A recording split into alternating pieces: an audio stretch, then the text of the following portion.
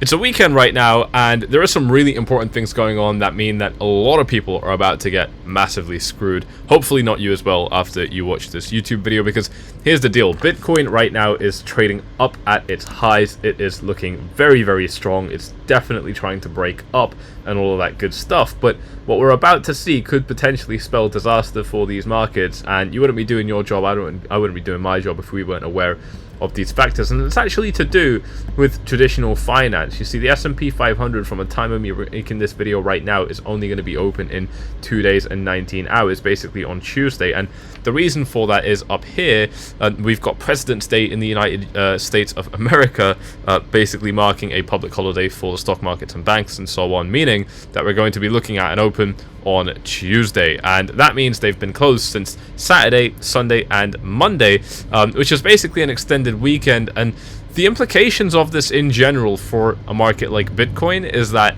you know, this is where the mischief happens. This is where the scam pumps happen, where, you know, if we take a look real quick at some of the coins on CoinMarketCap that have just kind of been picking up some pace, well, to be fair, we can't really find any. But what we've got is a longer market where we're actually just at our highs. Guys, look at this. There's nothing. We're in the last hour and in the last day with these two columns here.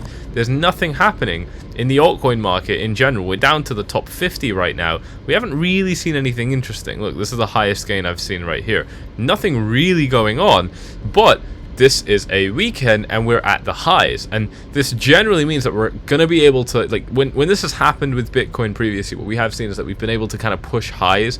Maybe not Bitcoin necessarily, maybe altcoins. It could have been Bitcoin. It doesn't really actually matter which coin it was, but we see that we start to kind of push highs and do some mischievous stuff, like I said.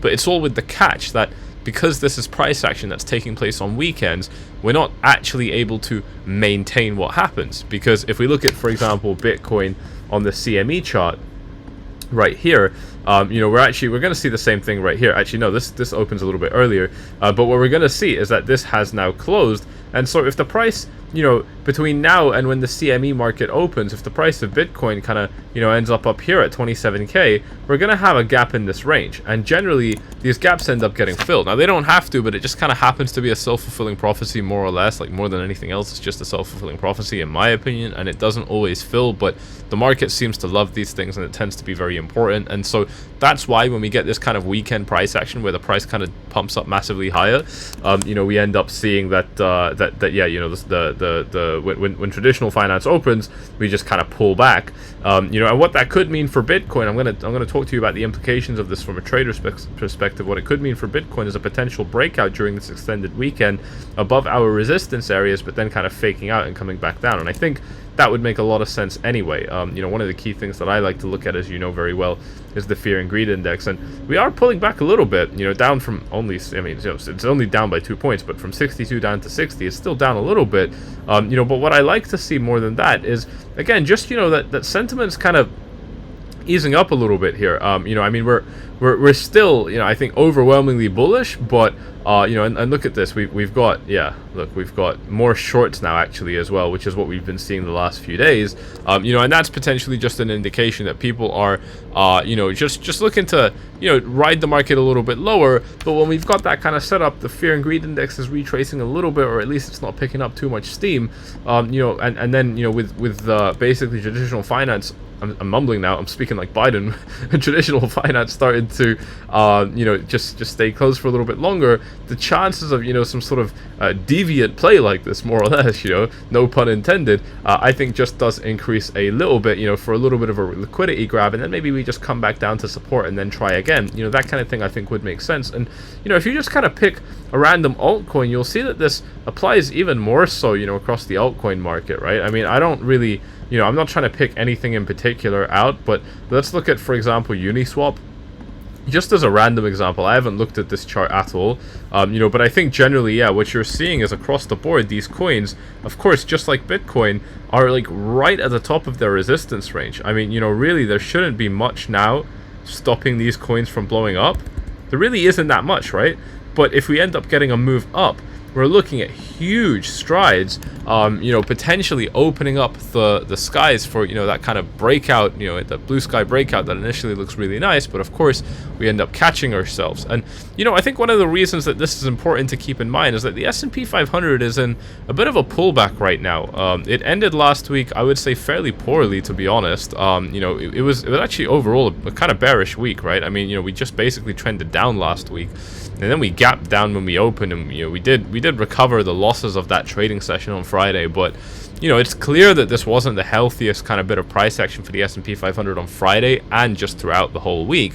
So is it possible that we're looking at a deeper pullback down to levels like this, you know, at the very same time that the dollar, you know, which we've also been watching very keenly, has been breaking out, you know, quite a bit, you know, I mean, finding support exactly where we've been predicting on this YouTube channel, and then mounting, you know, a bit of an attack to the upside right here. You know, the dollar is actually going to open a little bit earlier than everything else, so we might see this, you know, and what this is going to have in terms of an impact in traditional finance markets like the S&P 500 and so on. We might see this a little bit earlier, but the bottom line here, you know, at the end of the day, I think what we are looking at right now is a situation where traditional finance might need a little bit of a pullback, but crypto really doesn't want to. And this is a clear divergence right now, where you know, essentially a lot of people right now are talking about a decoupling in the market, and I think that's something which just requires a video in and of itself. And if you want me to make a video just dedicated to the topic of Bitcoin being decoupled from traditional finance, then just let me know in the comment section down below, because if you guys do want that, I'll make a video just on that. But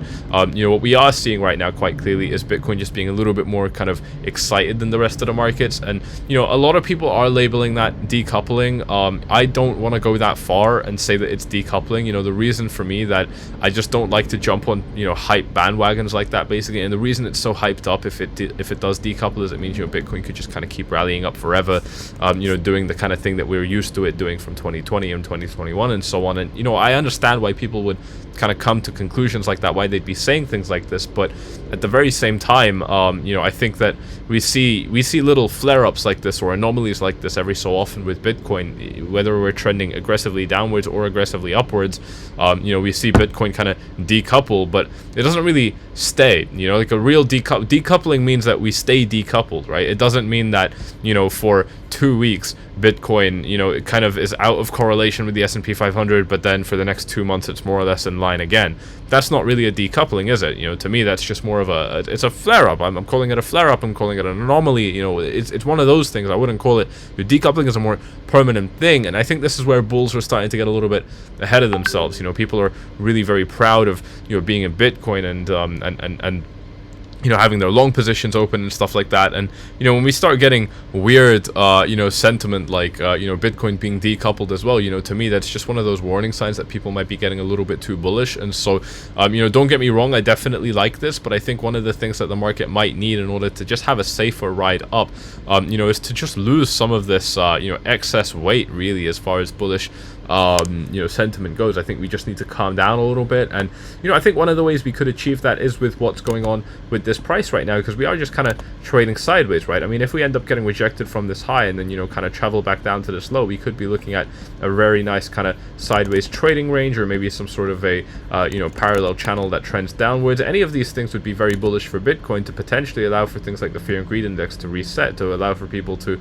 you know, even out their positions, and to allow for any excess Bitcoin supply that needs to be sold off to be sold off, so that we then have only demand running in the market, and we can, you know, kind of rally this thing a little bit higher. And I think that there's a lot going for us with this direction. The Ichimoku cloud really starting to, you know, take some shape finally on the 4-hour time frame, but on the 1-hour time frame, it's huge already. We actually wicked into it and found a little bit of support, basically. I mean, we just basically came down to it, and if we do pull back now, we're potentially going to have some really nice support from the 1-hour time frame right here. And the 4-hour time frame with our EMA ribbon, very much the same deal. I mean, if we pull back, we're falling into heavy support right now, which is absolutely phenomenal. I mean, it's a really, really strong sign for the market on every time frame. I mean, you know, I just don't really see Bitcoin dropping below 22.6 right now. You know, I would say that this is basically going to have to be the low for the minute, at least. You know, if we do end up losing it, obviously, I mean, it's still possible. If we do end up losing it, then to me, that would mean, you know, that we're potentially potentially no longer setting higher lows as well, that would potentially indicate that this trend has reversed and we've basically just set a double top. And I think that's what a lot of people are concerned about as well, because if we look at things like Ethereum as well, we do have a lot of people talking about how, I mean, this is more than a double top, but how we are basically just at a very sticky top right now for these markets, something that could certainly turn into a problem. And I think that also makes a lot of sense. I mean, there's absolutely no doubt about it. Coins like Ethereum, Bitcoin, altcoins in general are right now at very, very heavy areas of resistance, and I think that's why I'm kind of making this video, just to urge a bit of caution to you guys, where look, if you are taking advantage of amazing offers like what OKX is putting forward with up to 30k in rewards, that's amazing. Check it out with the link in the description if you want to get up to 30k in rewards, by the way, because you get up to 10k just for signing up. Another mystery box worth up to 10k for depositing $50, and you can boost that up to 30 by trading. This is a huge offer that OKX is putting forward to you guys. Definitely worth checking it out. But while you are looking to take advantage of what's going on in the market, which rightly so, this is a great time to be a trader. I think it would also pay to be just aware of the dynamics that are about in the market right now, and specifically to do with the fact that we are in a situation right now where this is an extended weekend, and what happens with crypto, where crypto is almost in a little bit of a bubble right now. But like I'm saying, over these last few minutes, these bubbles generally are transient, they don't stick around. When we are in this kind of bubble, it can very easily pop, and we can come back to reality when things like these extended weekends come to an end, and actually traditional finance shows us that we want to move down. It's almost like we're living in a bit of a fantasy land for Bitcoin right now, with this lack of a correlation with the S&P 500, for example. This is highly unusual, and I don't think it's going to stay this way, even though everyone wants to say that. I do think that things like this aren't going to stick around, and so again, that just makes this price action just a little bit more risky, right? It's just the thing that it's not the fact that it's a weekend that I'm saying makes this risky. It's the fact that there's a probability of just fucked up shit happening on weekends, just in general. That's just generally what happens with Bitcoin, but I feel like that probability massively shoots up if we have another, basically our weekend's 50% longer now. From 2 days we're up to a 3-day weekend. That's 50% more opportunities basically to fuck something up, and that's why I think that this is worth bringing to your attention and outlining on this video. And like I said, all of this stuff, it does just come together for a really nice setup to be a trader. Definitely take advantage of this offer available to you with OKX if you're interested in all of that, access to free rewards. And Bybit is also doing something similar, by the way, where again, depending, this is actually a little bit different to OKX, where depending on what you deposit and trade with on Bybit using my links in the description, you're going to get up to 30k in rewards, and that's just free money that they deposit into your account, and you can trade with it. If you make any money with that free money, you can keep it, right? You can withdraw those gains, and if you lose money, again, it's like free money anyway, so it doesn't really matter. There's a whole lot going on both of these platforms. These are both my mains. They're the only two that really are grabbing my attention right now. You already know the deal. I'm still obviously interested in OKX because they have access to these commodities and indices and so on, and that makes them in my opinion better than the other two, just for that reason alone. The fact that you can actually trade other markets is very, very cool. But when it comes to just normal kind of Bitcoin trading, I've only really got these two right now, guys, and I think they're well worth checking out. With 30k on Bybit, 30k on OKX, and another 7 on Prime XBT. You're getting ridiculous offers right now, so definitely take advantage of these offers while we're in a bear market. I mean, every little thing helps by quite a bit, and bottom line, these are all very reliable exchanges. Bybit I've been with for years, Prime XBT I've been with for years, and OKX has been around basically for as long as I've been in crypto, for about 6 years, so that's also very, very impressive. If you do want to jump inside VIP and see everything else that I'm putting forward, then follow these steps on screen as well to get yourself inside. But I really hope you have enjoyed this relatively short video. Let me know what you think about it in the comment section down below. Hit up the like, subscribe, tick the bell, do all that good stuff as well, and I'll see you all in the next one. Cheers.